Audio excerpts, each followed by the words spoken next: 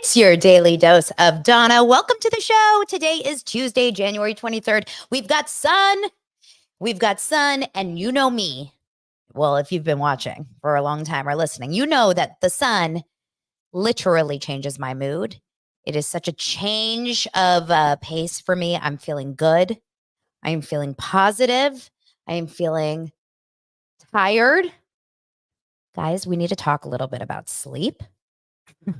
I would like like seriously, I've talked about this before on my Patreon. I don't sleep. I stopped sleeping. Like I sleep, but I sleep worse than a newborn baby that is colicky. Like I am up every 30 minutes to 1 hour.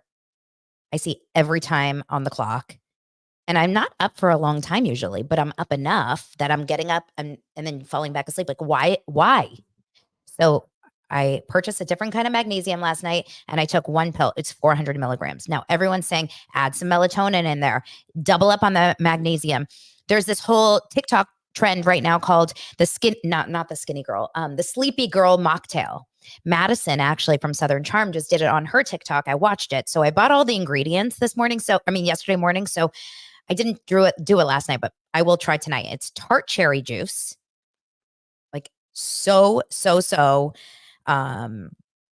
sour, tart cherry juice mixed with magnesium powder, like Calm is the brand, and then ice and like a seltzer.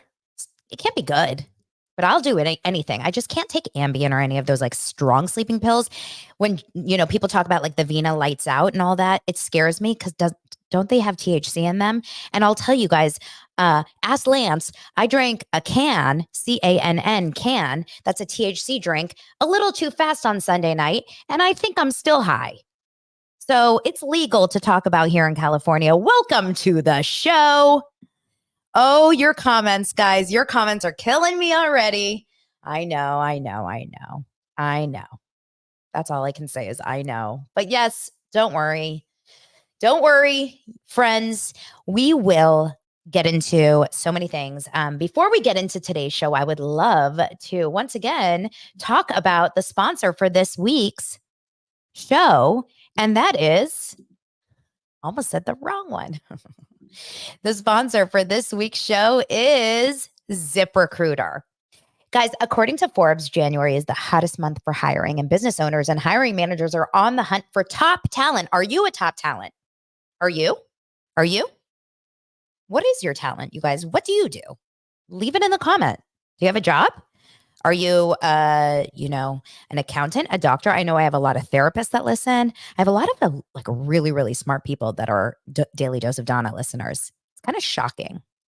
I mean, I say that with love, but I think even like the really smart people need to, dumb it down with Daily Dose of Donna sometimes. If you're currently hiring, you can probably relate. It's challenging to find qualified candidates, and that's why you need ZipRecruiter.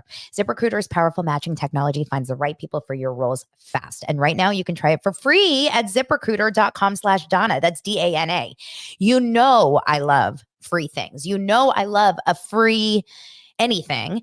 And this is a great option to try ZipRecruiter.com for free with my code Donna. So remember, ZipRecruiter.com/Donna.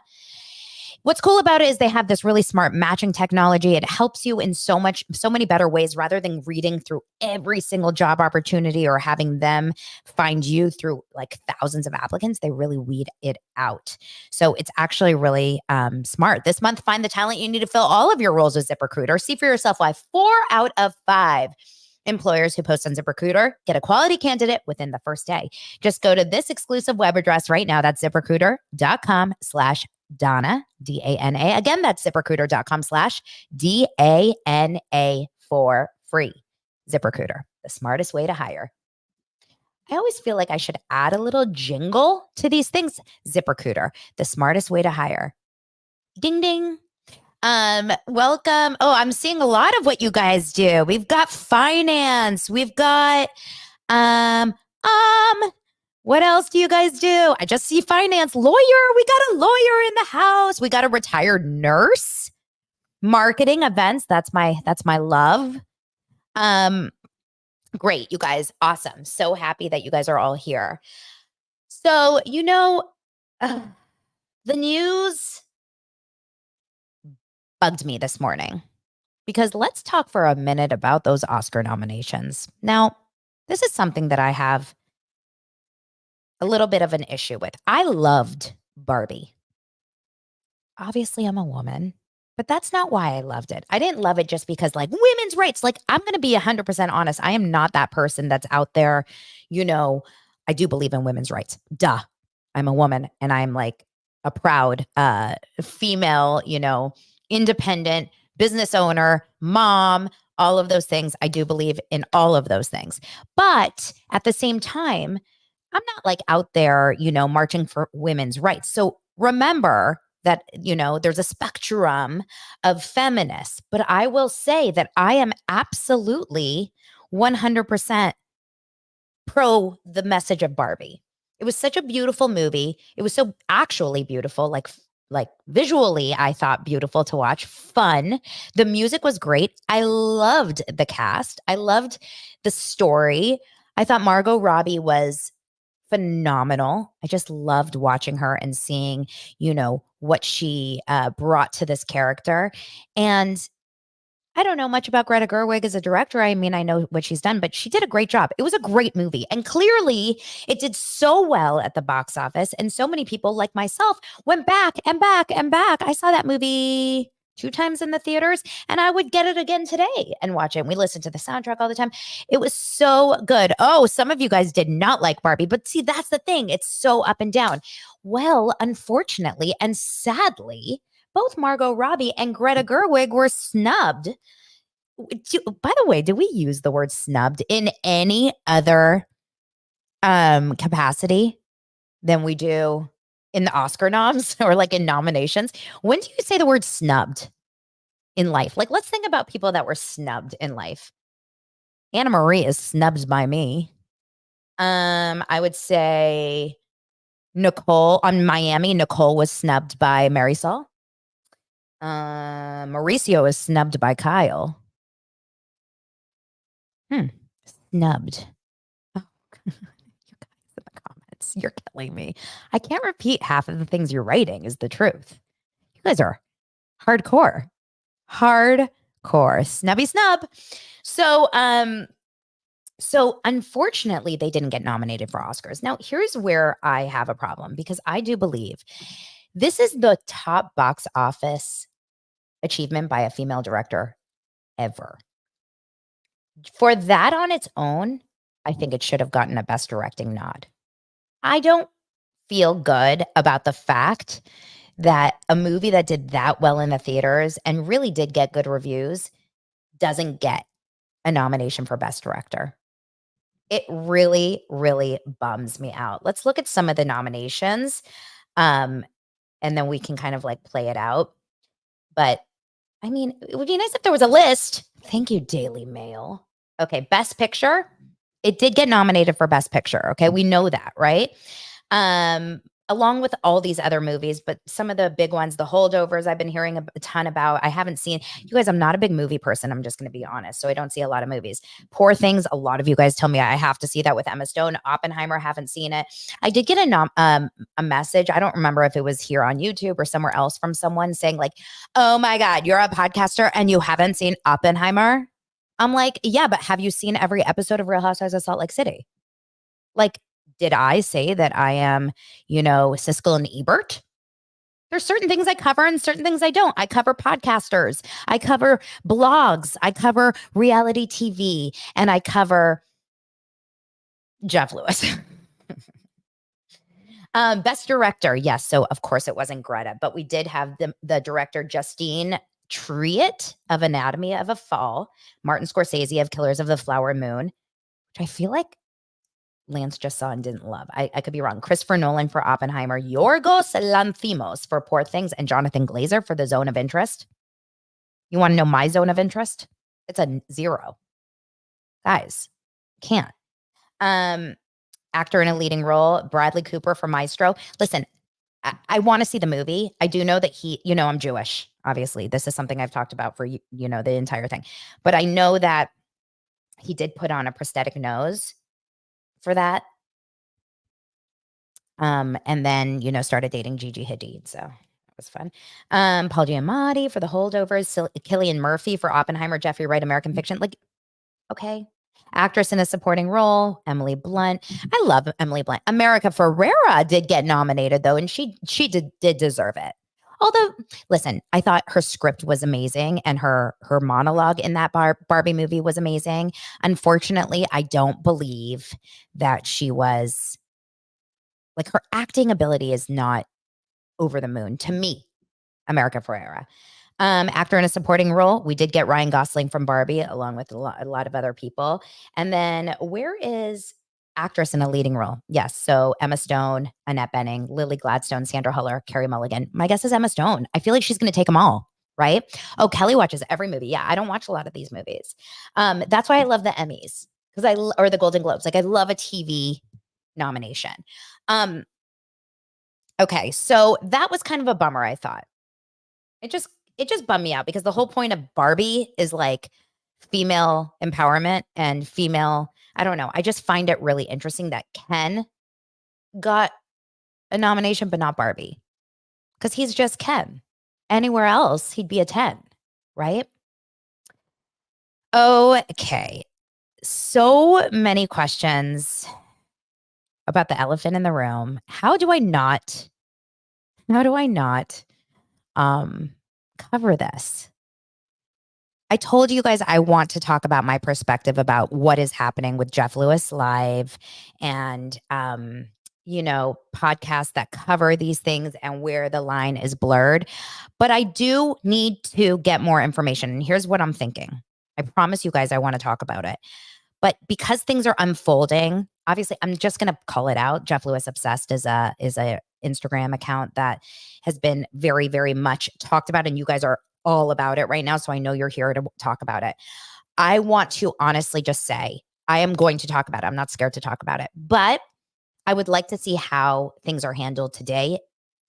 Yesterday was quite possibly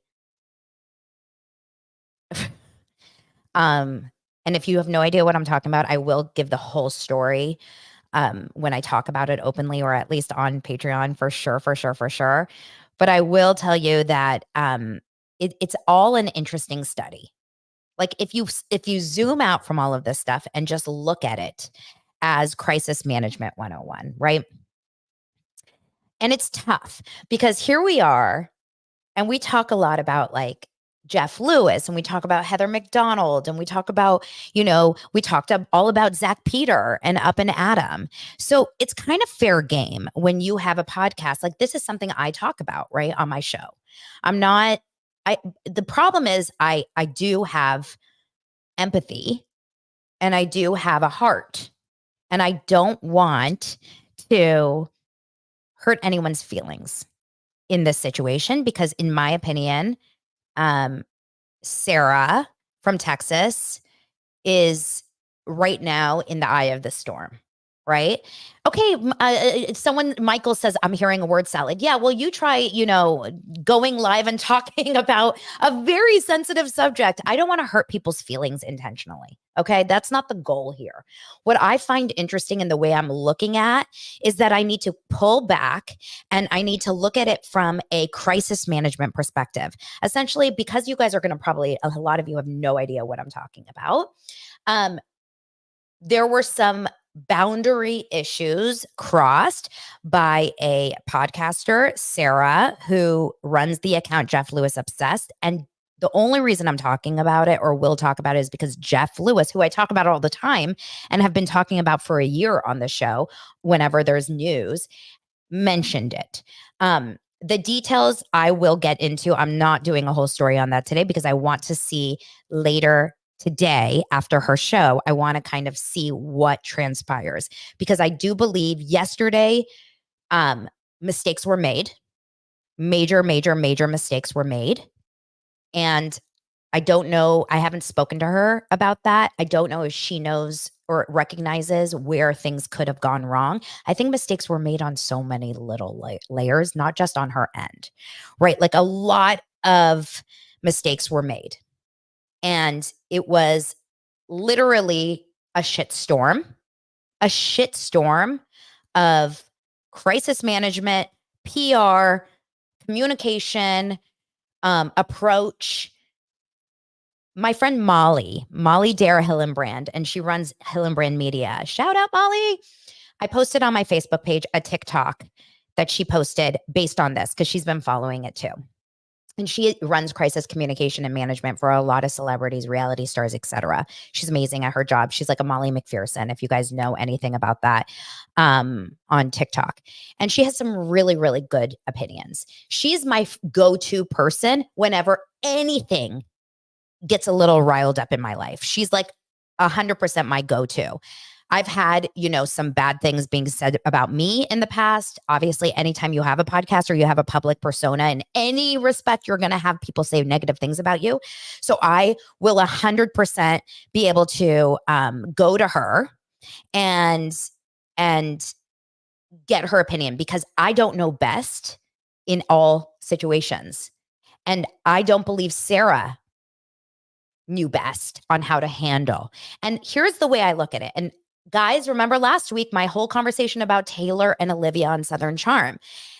I do believe in redemption, and I do believe in getting, forgiveness and moving past things. But a few things need to be happening, right? What do we know? You need to have accountability. You need to have remorse.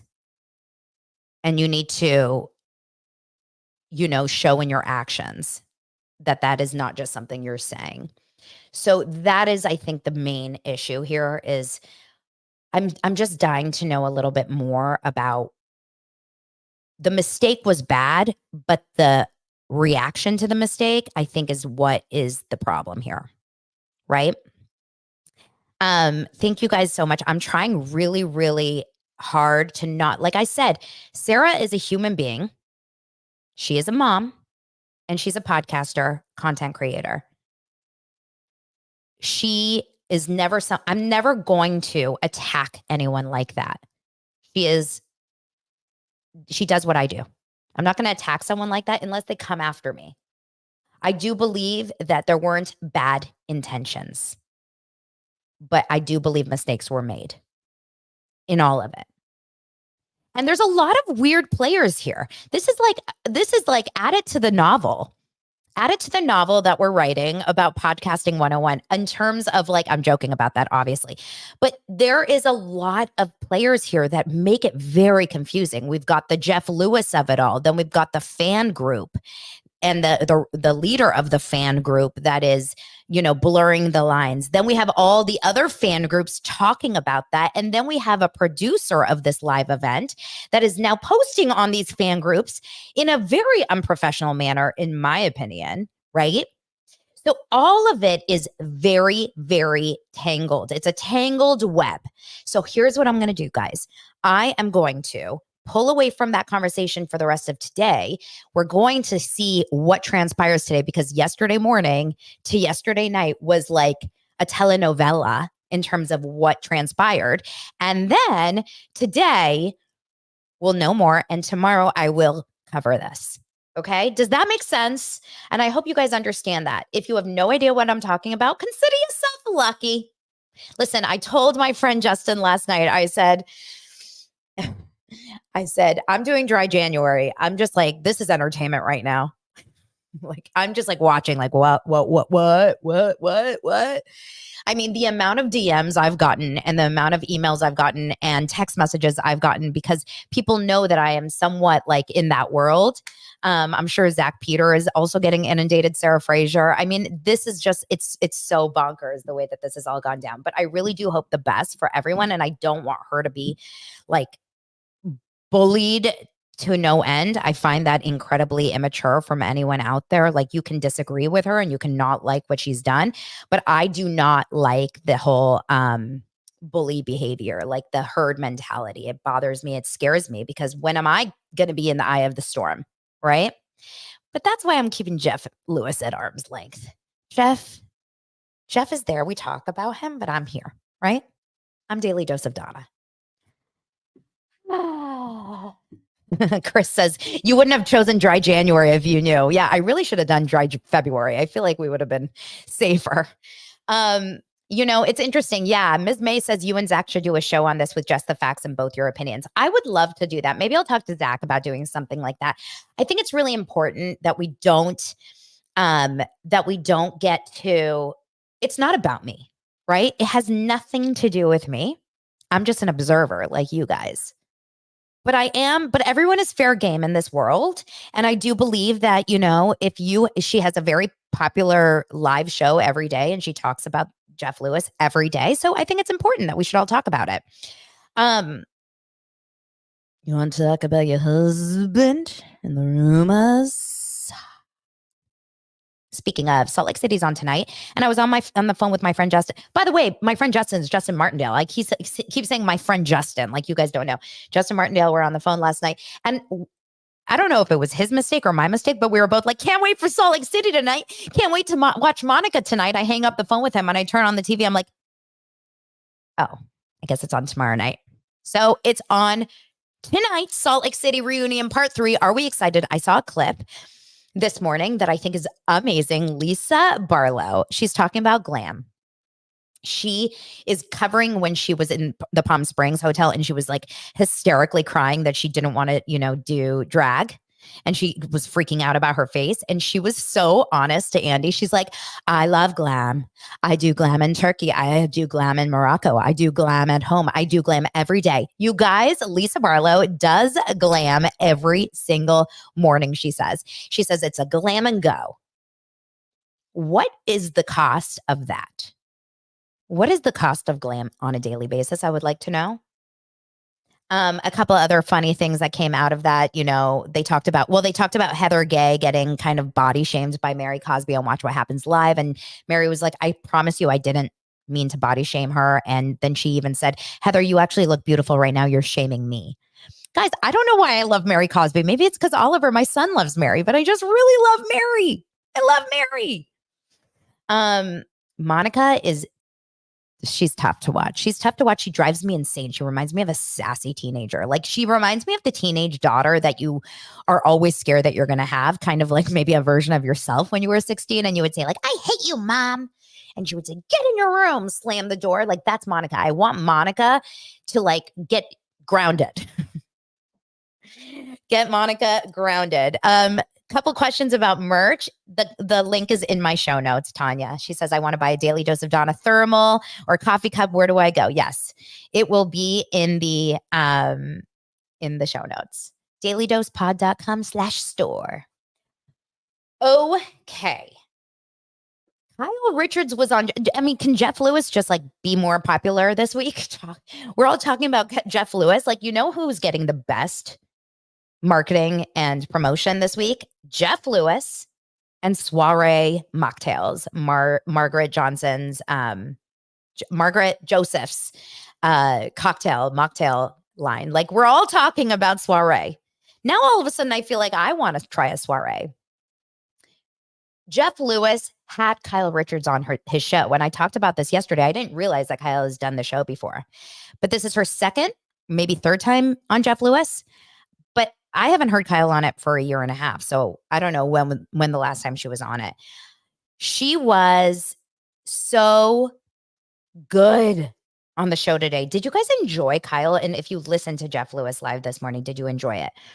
There's a few shows of Jeff Lewis's that I will always make sure to listen live. And this was one of them. A lot of his shows, I'm like, oh, I'll get to it later. Like I don't cover Jeff Lewis on a daily, but I'm so invested in Kyle Richards. As you guys know, I talk about this all the time. Like she is 100% obsessed. Like I'm obsessed with her storyline in Beverly Hills. I just need to see how it transpires. I find her incredibly interesting on the show. And so she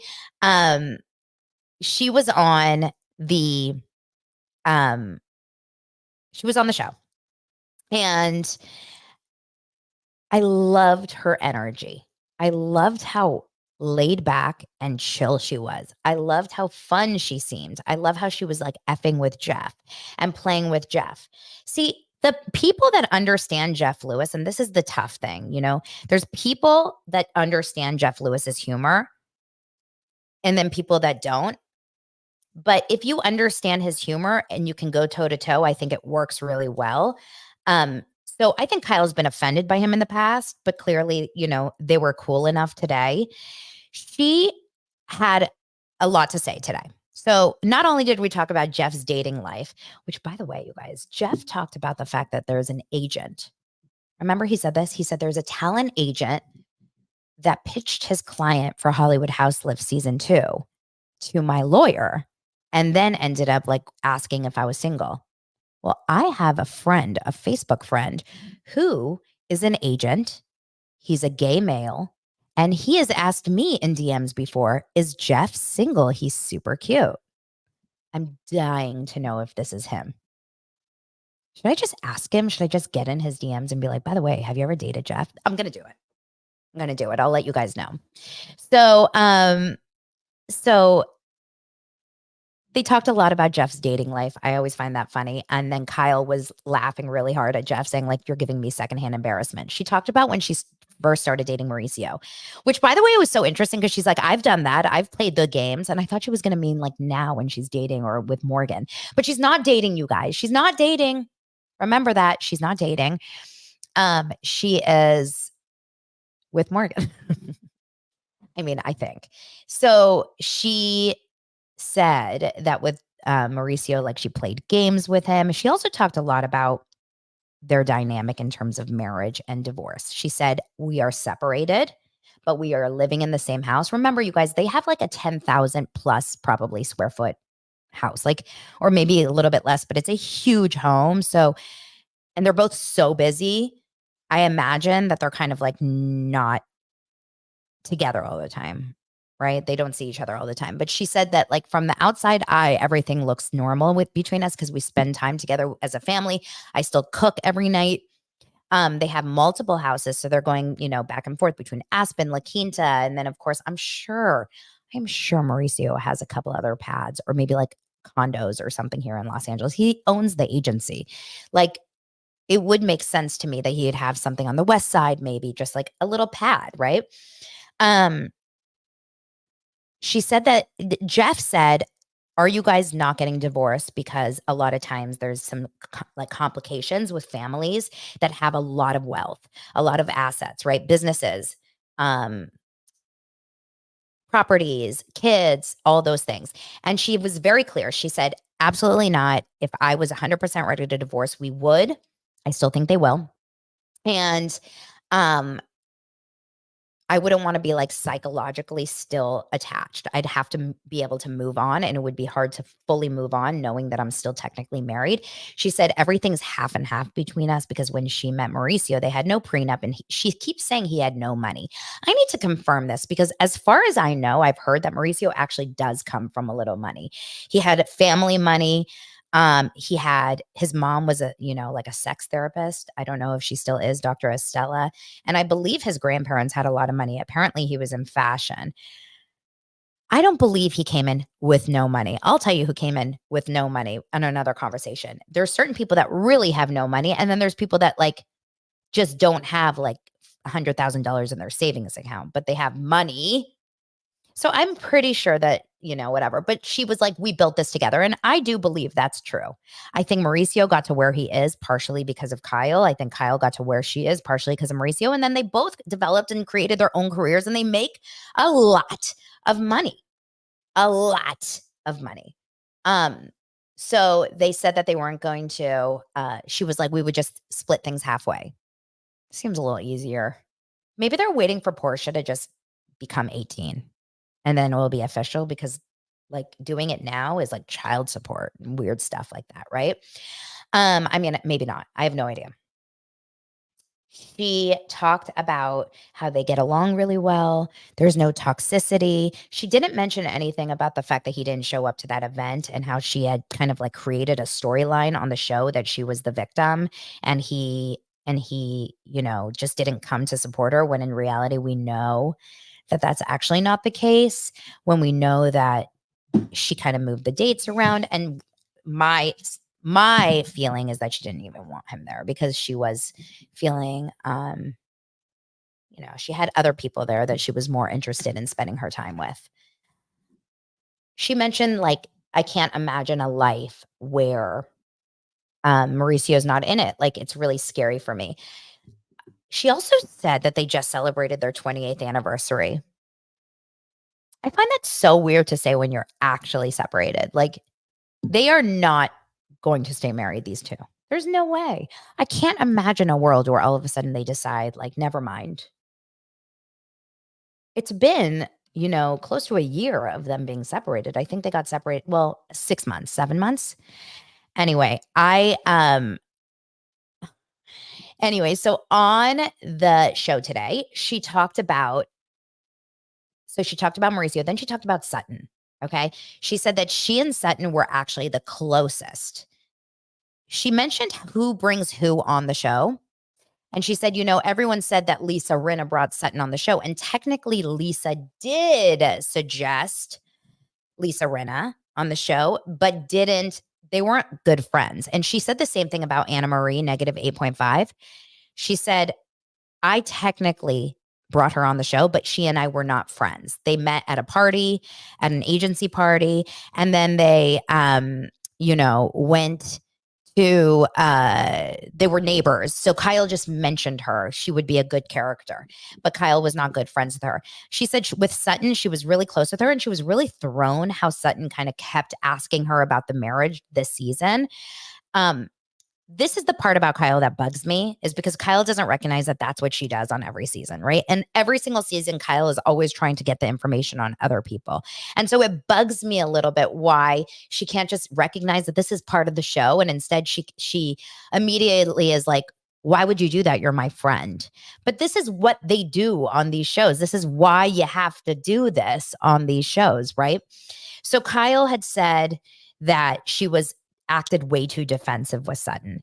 That Sutton was, she wishes she could have just been more vulnerable and explained that she was hurt and not so, offended or defensive when Sutton was asking her questions about her marriage. But she said she was going through a really tough time. She didn't even know where things were transpiring, and her kids didn't even know. And for that does make sense. But she should have just said to Sutton, I can't talk about it right now. And this would have like shut Sutton up. If she said, Sutton, I have no idea where we're going. Obviously, things are tense. Things are tough. My kids don't even know the story. So you got to stop asking me. And I really think Sutton would have been like, got it. Cool. Done. Let's think what else. They talked a lot about Teddy Mellencamp. Hot button, guys. Trigger alert. Trigger warning. We're talking about Teddy Mellencamp. You guys get up in arms. Teddy's a friend of mine. She said great things about Teddy. She said, I don't know why both Jeff and her said that Teddy has gotten a bad rap, but Jeff is like, I like Teddy. Obviously, Kyle and Teddy are very close. She said that I am there for her for everything. We talk all the time. I take her to the doctor for her skin cancer and her, melanoma issues. She's there for me. She said she has so many good girlfriends, but the only ones that they focus on and take pictures of are Morgan and her. Well, that's because it's the most unlike friendship, right? That's why I think everyone is so confused by it. It's not like another 40-year-old, 50-year-old mom, like who they've known for 20 years. It feels a little bit odd.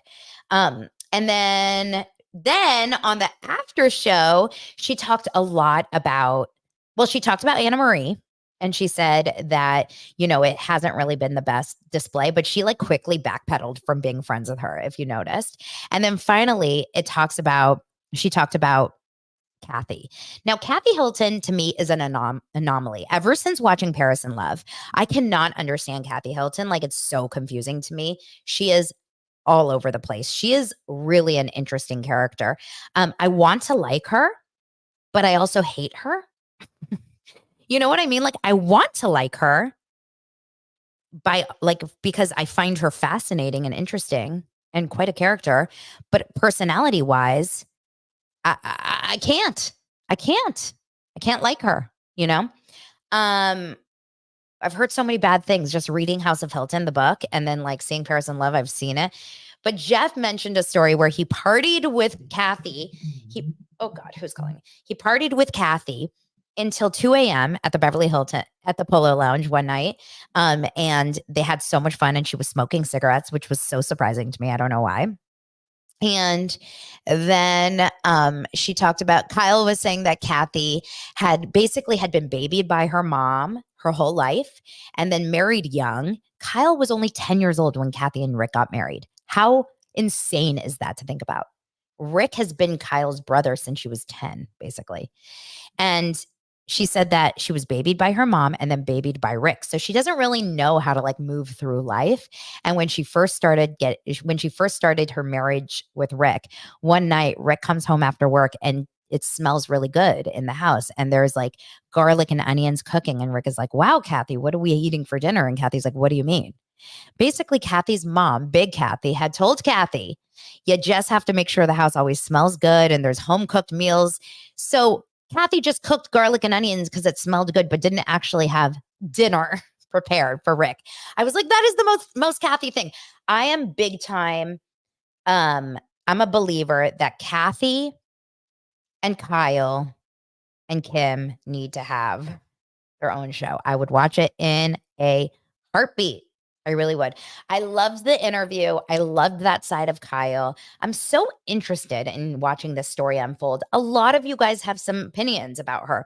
Queer baiting. She's, pretending that she's in this relationship or going alongside with this relationship. Is she? She keeps saying she's not in a relationship, but I still think she is. It's all confusing to me. It's all confusing, but I will see it play out. We know Buying Beverly Hills is going to be announced. If it hasn't already, I think it's going to be announced the air date for this next week or this next season. And I know that Kyle shot a lot of stuff on Buying Beverly Hills. So I'd be interested in seeing. I'm going to actually look at one of my friends. I told you guys that I have a friend that's on the next season of Buying Beverly Hills. I don't think she's mentioned it yet. So I don't know if it's actually been announced, but I do believe that we'll get an announcement of Buying Beverly Hills season 2 where Kyle is going to be shooting on it. And it's going to go amidst their separation. So there's going to be something that happens in the reunion, which I think alludes to Buying Beverly Hills.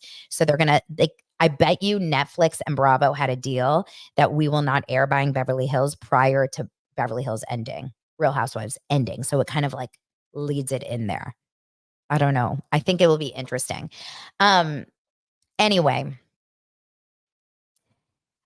I will cover all of those things that we talked about earlier after I get more information. I find it fascinating to watch all of this unfold to me, and I hope that everyone is healthy and happy and remembers that this is not life or death, y'all. This is not life or death. And herd mentality is not good. Redemption is important, but accountability is very important. And remorse is important whenever you F up, right? Making mistakes is normal in a human. How you react and how you kind of remedy those mistakes, that's what I want to see.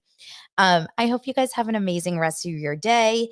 Thank you for being here. Let's talk tomorrow all about Salt Lake City. Make sure to join the Patreon where I'm going to deep dive into all of this stuff, plus American Nightmare, plus Scientology, plus. Talk to you guys later. Bye.